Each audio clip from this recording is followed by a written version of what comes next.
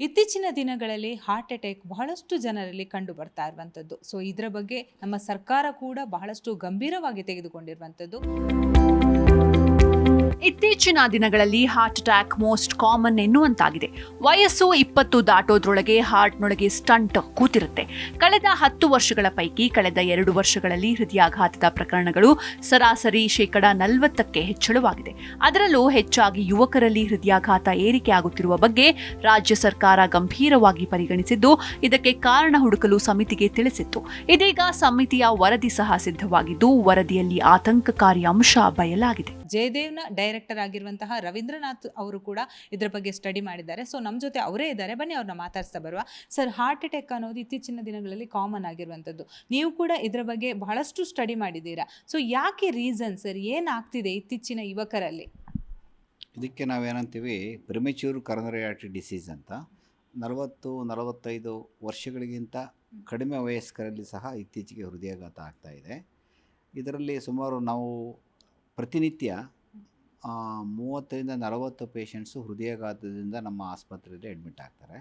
ಅದರಲ್ಲಿ 40-45 ವರ್ಷಕ್ಕಿಂತ ಕಡಿಮೆ ವಯಸ್ಸಿನವರು 20% ಇರ್ತಾರೆ. ಈಗ 30 ಜನ ಅಡ್ಮಿಟ್ ಆಗಿದ್ದಾರೆ, ಅದರಲ್ಲಿ 8-9 ಜನ 40 ವರ್ಷಕ್ಕಿಂತ ಚಿಕ್ಕ ವಯಸ್ಸಿನವರು ಇರ್ತಾರೆ. ಮುಖ್ಯವಾಗಿ ಜೀವನ ಶೈಲಿ, ಬದಲಾದ ಜೀವನ ಶೈಲಿ ನಾವೇನು ನೋಡ್ತಾ ಇದ್ದೀವಿ ಈಗ, ಏನು ಅವರ ಆಹಾರ ಪದ್ಧತಿ ಇರ್ಬೋದು ಅಥವಾ ಹ್ಯಾಬಿಟ್ಸ್ ಇರ್ಬೋದು. ಈ ಸ್ಪೆಷಲಿ ನಾವು ನೋಡ್ತಕ್ಕಂಥದ್ದು ಈ ಸ್ಮೋಕಿಂಗ್, ಟೊಬ್ಯಾಕೊ ಅನ್ನೋದು, ಸ್ಮೋಕಿಂಗ್ ಅನ್ನೋದು ಚಿಕ್ಕ ವಯಸ್ಸಿನಲ್ಲಿ ಹಾರ್ಟ್ ಅಟ್ಯಾಕ್ ಆಗೋದಕ್ಕೆ ಒಂದು ಮುಖ್ಯ ಕಾರಣ. ಟೊಬ್ಯಾಕೊ ಯಾವುದೇ ರೂಪದಲ್ಲಿ ಸೇವನೆ ಮಾಡಿದರು, ಅದು ಟೊಬ್ಯಾಕೊ ಅವರು ಹುಕ್ಕಾ ಥರ ಮಾಡ್ತಾರೆ, ಕೆಲವರು ಅಗಿಯೋದು ಮಾಡ್ತಾರೆ, ಜರ್ದ ಅಂತ ಮಾಡ್ತಾರೆ, ಅದೊಂದು.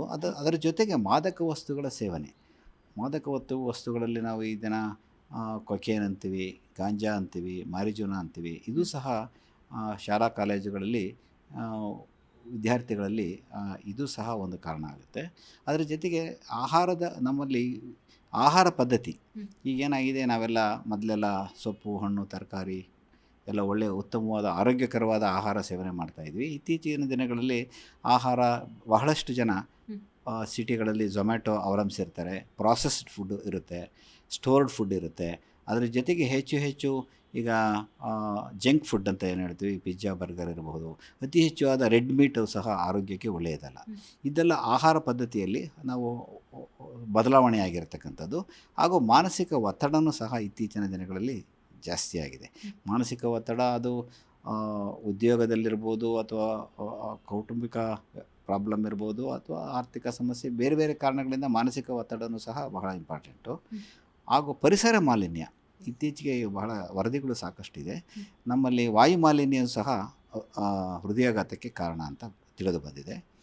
ಹಾಗೂ ಮಾಮೂಲಿ ಏನಾಗಿದೆ, ರಕ್ತದ ಒತ್ತಡ ಏನಿದೆ, ರಕ್ತದ ಒತ್ತಡ, ಬ್ಲಡ್ ಪ್ರೆಷರ್ ಅಂತಕ್ಕಂಥದ್ದು ಅಧ್ಯಯನದ ಪ್ರಕಾರ 30 ವರ್ಷ ದಾಟಿದವರಿಗೆ ಕನಿಷ್ಠ 25-30% ಜನಗಳಿಗೆ ರಕ್ತದ ಒತ್ತಡ ಇದೆ. ಅದು ಪ್ರಪಂಚದಲ್ಲಿ ಹಾಗೂ ಭಾರತ ದೇಶದಲ್ಲಿ.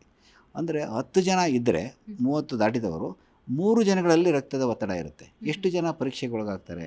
ಯಾವಾಗ ರಕ್ತದ ಒತ್ತಡ ಕಂಟ್ರೋಲಲ್ಲಿ ಬರೋದಿಲ್ಲ, ಇಂಥವರು ಈಗ ಹೃದಯಾಘಾತಕ್ಕೆ ಒಳಗಾಗ್ತಾರೆ, ಅಥವಾ ಸ್ಟ್ರೋಕ್ ಆಗುತ್ತೆ, ಪ್ಯಾರಾಲಿಸಿಸ್ ಆಗುತ್ತೆ, ಕಿಡ್ನಿ ಫೇಲ್ಯೂರ್ ಆಗುತ್ತೆ.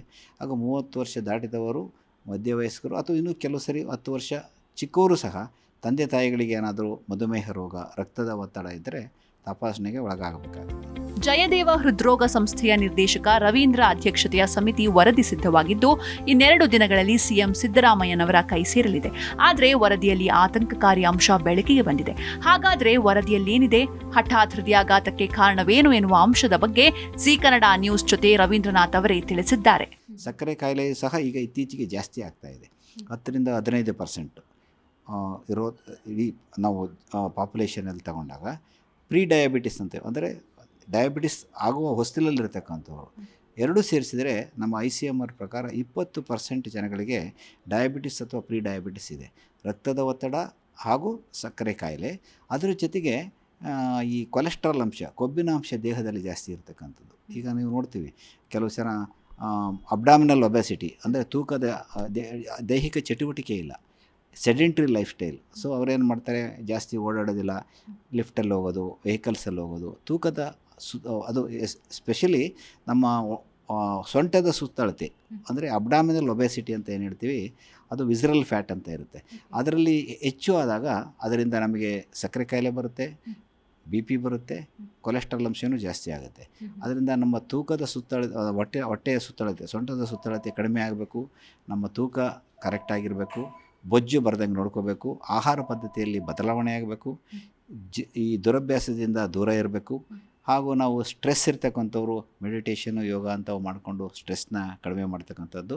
ಹಾಗೂ ಕೊಲೆಸ್ಟ್ರಾಲ್ ಅಂತ ಇರ್ತಕ್ಕಂಥದ್ದು, ಕೊಲೆಸ್ಟ್ರಾಲ್ ಅಂತ ಏನು ಹೇಳ್ತೀವಿ, ಕೆಲವೊಮ್ಮೆ ದಪ್ಪ ಇದ್ದವರಿಗೆಲ್ಲ ಕೊಲೆಸ್ಟ್ರಾಲ್ ಜಾಸ್ತಿ ಇರೋದಿಲ್ಲ, ಚಿಕ್ಕವರಿಗೂ ಸಹ ಕೊಲೆಸ್ಟ್ರಾಲ್ ಇರುತ್ತೆ. ಅದು ಫ್ಯಾಮಿಲಿಯಲ್ ಹೈಪರ್ ಕೊಲೆಸ್ಟ್ರಾಲೇಮಿಯಾ ಅಂತ ಏನು ಹೇಳ್ತೀವಿ, ಅದು ಯಾರಾದರೂ ಕುಟುಂಬದಲ್ಲಿ ಕೆಲವರಿಗೆ ಹೆಚ್ಚಿನ ಕೊಲೆಸ್ಟ್ರಾಲ್ ಇದ್ದರೆ ಅದು ಮಕ್ಕಳಿಗೂ ಬರೋ ಸಾಧ್ಯತೆ ಇರುತ್ತೆ. ಅದು ಅಂತಹ ಇದು 1 in 200 200 ಜನಗಳಿಗಿದ್ದರೆ ಒಬ್ಬರಿಗೆ ಕೊಲೆಸ್ಟ್ರಾಲ್ ಅಂಶ ಜಾಸ್ತಿ ಇರುತ್ತೆ. ಆ ಕೊಲೆಸ್ಟ್ರಾಲ್ ಅಂಶನೂ ಸಹ ಚೆಕ್ ಮಾಡಿಸ್ಕೋಬೇಕಾಗತ್ತೆ.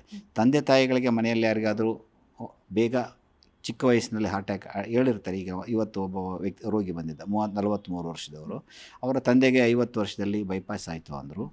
ಅವರಿಗೆ ಕಾರಣ ನೋಡಿದರೆ ಅವರ ಕೊಲೆಸ್ಟ್ರಾಲ್ ಅಂಶ ಅವ್ರಿಗೂ ಜಾಸ್ತಿ ಇತ್ತು, ಇವ್ರಿಗೂ ಜಾಸ್ತಿ ಇದೆ, ಮಧುಮೇಹ ಕಾಯಿಲೆ ಇತ್ತು, ಹಾಗೂ ರಕ್ತದ ಒತ್ತಡ ಇತ್ತು.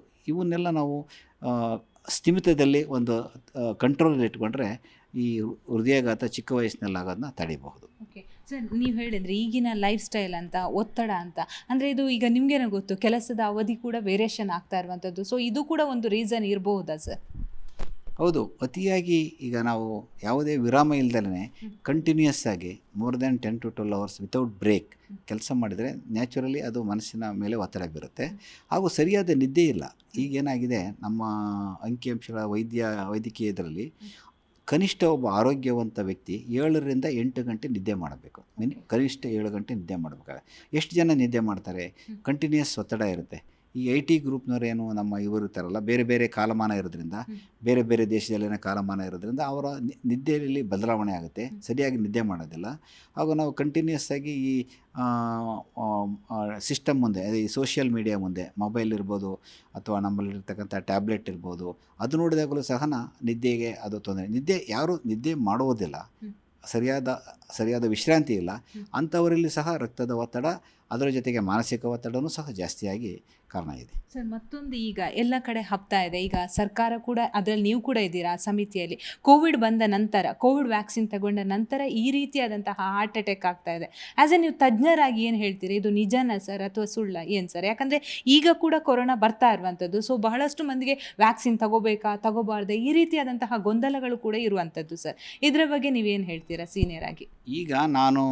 ಈಗ ಸರ್ಕಾರ ನಮಗೆ ಈ ಕೋವಿಡ್ ಕಾಯಿಲೆಯಿಂದ ಬಳಲಿದವರು ಹಾಗೂ ವ್ಯಾಕ್ಸಿನ್ನಿಂದ ತೆಗೆದುಕೊಳ್ಳುವವರಿಗೆ ಏನಾದರೂ ಹೃದಯಾಘಾತದ ಇದು ಜಾಸ್ತಿ ಆಗಿದೆಯಾ ಅನ್ನೋದ್ರ ಬಗ್ಗೆ ಒಂದು ಸ್ಟಡಿ ಮಾಡಲಿಕ್ಕೆ ಕೊಟ್ಟಿದ್ದಾರೆ. ಈಗ ನಾವು ಸ್ಟಡಿ ಮಾಡ್ತಾ ಇದ್ದೀವಿ. ಈಗ ಇನ್ನೊಂದು ವಾರದಲ್ಲಿ ವರದಿ ಒಪ್ಪಿಸ್ತೀವಿ. ಈಗ ಲಿಟ್ರೇಚರ್ ಅಂದರೆ ಇರತಕ್ಕಂಥ ಮೂಲ ಪಬ್ಲಿಷ್ಡ್ ಲಿಟ್ರೇಚರಲ್ಲಿ ಈ ಹೃದಯಾಘಾತ ಕೋವಿಡ್ನಿಂದ ಬಳಲಿದವರಿಗೆ ಅರ್ಲಿ ಪೀರಿಯಡಲ್ಲಿ, ಅಂದರೆ ಅವರು 3 ತಿಂಗಳಿರ್ಬೋದು ಅಥವಾ 6 ತಿಂಗಳಿರ್ಬೋದು ಅಥವಾ ವರ್ಷದ ಒಳಗಡೆ, ಇತ್ತೀಚೆಗೆ 3 ವರ್ಷದ ನಂತರ ಒಂದು ವರದಿ ಬಂದಿದೆ. ಅಂದರೆ more than 1,45,000 ಬೇರೆ ಬೇರೆ ಸ್ಟಡೀಸ್ನೆಲ್ಲ ಸ್ಟಡಿ ಮಾಡಿದ್ದಾರೆ.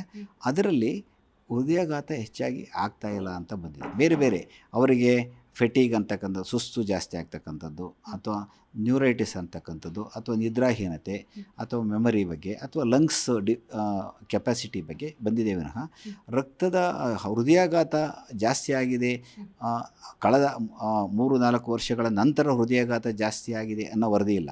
ಕೆಲವೊಮ್ಮೆ ಏನಾಗುತ್ತೆ, ಮಯೋಕಾರ್ಡೈಟಿಸ್ ಅಂತ ಆಗುತ್ತೆ, ಅಂದರೆ ಹೃದಯದ ಮಸಲ್ ವೀಕ್ ಆಗುತ್ತೆ, ಆ ಕರೋನಾ ವೈರಲ್ ಮಯೋಕಾರ್ಡೈಟಿಸ್ ಅಂತ ಬರುತ್ತೆ.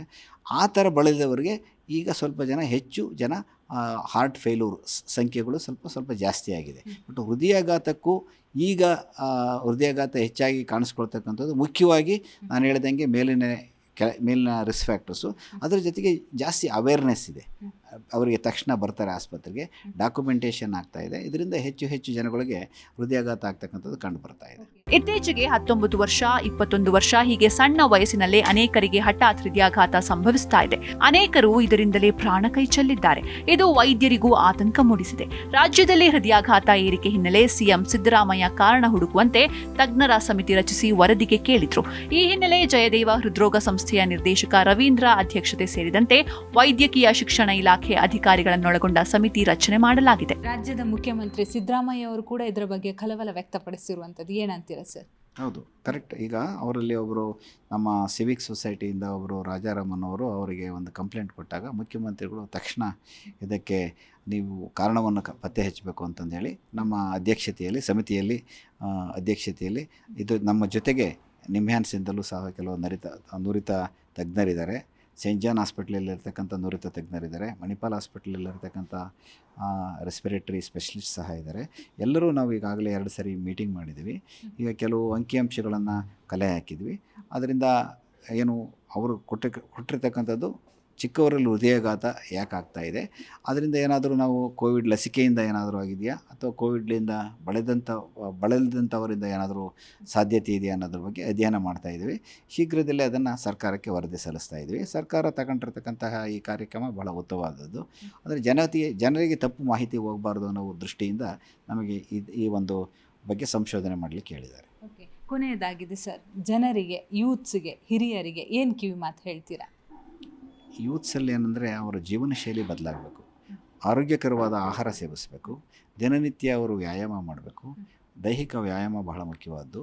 ಹಾಗೂ ಆದಷ್ಟು ಮನೆಯಲ್ಲಿ ತಯಾರಿಸಿದ ಆಹಾರ, ಸೊಪ್ಪು, ಹಣ್ಣು, ತರಕಾರಿ, ಬೇಳೆ, ನಾರಿನಾಂಶ ಇರ್ತಕ್ಕಂಥ ಆಹಾರ, ಈವನ್ ಮೆಡಿಟರೇನಿಯನ್ ಫುಡ್ ಅಂತ ಹೇಳ್ತೀವಲ್ಲ, ಮೀನಿನ ಅಂಶ, ಅದು ಸಹ ಸೇವಿಸಬೇಕಾಗುತ್ತೆ. ಅದರ ಜೊತೆಗೆ ಸ್ಮೋಕಿಂಗ್ನಿಂದ, ಈ ಮಾದಕ ವಸ್ತುಗಳಿಂದ, ಈ ಸ್ಮೋಕಿಂಗಿಂದ, ತಂಬಾಕು ಸೇವನೆಯಿಂದ ದೂರ ಇರಬೇಕು. ಹಾಗೂ ಅವರ ಮನೆಯಲ್ಲಿ ಯಾರಿಗಾದರೂ ಕಿರುವಯಸ್ಸಿನಲ್ಲಿ ತಂದೆ ತಾಯಿಗಳಿಗೆ ಏನಾದರೂ ಹೃದಯಾಘಾತ ಆಗಿದ್ದರೆ ಅವರಿಗೆ ತಕ್ಷಣ ಅವರು ರಕ್ತದ ಒತ್ತಡ ಅದು ರಕ್ತದ ಒತ್ತಡ ಯಾವುದೇ ಸಿಂಪ್ಟಮ್ಸ್ ಇರೋದಿಲ್ಲ. ಅವರು ಯಾವುದೇ ನನಗೆ ತಲೆನೋವಿಲ್ಲ, ಸುಸ್ತಾಗಲ್ಲ, ಗಿಡ್ಡಿನೆಸ್ ಇಲ್ಲ, ಅದೆಲ್ಲ ಸುಳ್ಳು. ಯಾವುದೂ ಸಿಂಪ್ಟಮ್ಸೇ ಇರೋದಿಲ್ಲ. ಸಕ್ಕರೆ ಕಾಯಿಲೆ ಇರ್ಬೋದು ಅಥವಾ BP ಕಾಯಿಲೆ ಇರಬಹುದು. ಇವರು ಸೈಲೆಂಟ್ ಡಿಸೀಸ್ ಅಂತ ಹೇಳ್ತೀವಿ. ಅವರು 30 ವರ್ಷ ದಾಟಿದವರು ಪ್ರತಿ ವರ್ಷ ಇವುಗಳ ಬಗ್ಗೆ ತಪಾಸಣೆಗೆ ಒಳಗಾಗಬೇಕಾಗುತ್ತೆ. ಹಾಗೂ ಕೊಲೆಸ್ಟ್ರಾಲ್ ಅಂಶ ಪರೀಕ್ಷೆ ಮಾಡಿಸ್ಕೋಬೇಕಾಗುತ್ತೆ. ಯಾವುದು ಅದನ್ನು ಸ್ಥಿಮಿತದಲ್ಲಿ ಇಟ್ಟುಕೊಂಡ್ರೆ, ಈಗ ನಮಗೆ ಆರೋಗ್ಯ ಜೀವನ ಶೈಲಿಯಲ್ಲಿ ಬದಲಾವಣೆ ಮಾಡಿಕೊಂಡು ಅದಕ್ಕೆ ತಕ್ಕವಾದ ಡಾಕ್ಟ್ರು ಹಿಡಿದಂತಹ ಔಷಧಿಗಳನ್ನು ತಗೊಂಡು ಸ್ಥಿಮಿತದಲ್ಲಿ ಇಟ್ಕೊಂಡ್ರೆ ತಡೆಗಟ್ಟಬಹುದು. ಹಾಗೂ ಇದಕ್ಕೆ ನಾನು ಹೇಳಿದ್ದೇನಲ್ಲ, ಸಾಕಷ್ಟು ವಿಶ್ರಾಂತಿ ತಗೋಬೇಕಾಗುತ್ತೆ, ಸಫಿಷಿಯೆಂಟ್ ಅವರ್ಸು ನಿದ್ದೆ ಮಾಡಬೇಕಾಗುತ್ತೆ, ಕೆಲಸ ಮಾಡಬೇಕು. ಅದು ಅವರಿಗೆ ಅದಕ್ಕೂ ಸಹ ವಿಶ್ರಾಂತಿಗೂ ಸಹ ಸ್ವಲ್ಪ ಅವರು ಟೈಮ್ ಕೊಡಬೇಕಾಗುತ್ತೆ. ಓಕೆ, ಎಸ್, ನೋಡಿದ್ರಲ್ಲ ವೀಕ್ಷಕರ, ನಮ್ಮ ಹೃದಯವನ್ನು ನಾವು ಯಾವ ರೀತಿ ಜೋಪಾನ ಮಾಡಬೇಕಂತ ಈಗಾಗಲೇ ಬಹಳಷ್ಟು ವಿಚಾರಗಳನ್ನು ನಮ್ಮ ಜೊತೆ ಹಂಚ್ತಾ ಹೋದರು. ಬೆಂಗಳೂರಿಂದ ಕ್ಯಾಮ್ರಾ ಪರ್ಸನ್ ದೀಪಕ್ ಜೊತೆ ಭವ್ಯ ಸುನೀಲ್, ಜಿ ಕನ್ನಡ ನ್ಯೂಸ್.